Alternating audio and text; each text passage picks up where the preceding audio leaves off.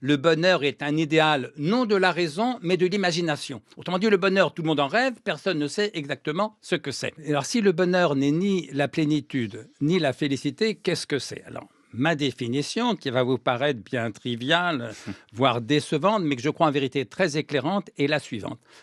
Le bonheur, c'est simplement le contraire du malheur.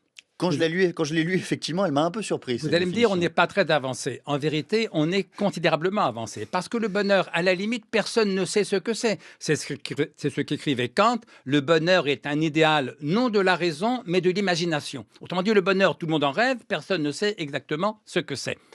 Alors que le malheur, on sait ce que c'est. Du moins, ceux qui l'ont vécu le savent, parce que le malheur, c'est pas un idéal de l'imagination. C'est même pas un idéal du tout. C'est une expérience. On l'a vécu ou pas. Il se trouve que moi, il m'est arrivé, comme à des millions de gens, d'être malheureux. Et donc, je peux donc m'appuyer sur l'expérience vraie du malheur pour savoir ce qu'il est. Et si, par hypothèse, le bonheur, c'est le contraire, si je sais ce qu'est le malheur, je saurai ce qu'est le bonheur. Alors, mon expérience vraie du malheur m'amène à en proposer la définition suivante. J'appelle malheur tout laps de temps où toute joie vous paraît immédiatement impossible. J'appelle bonheur tout laps de temps où la joie paraît possible.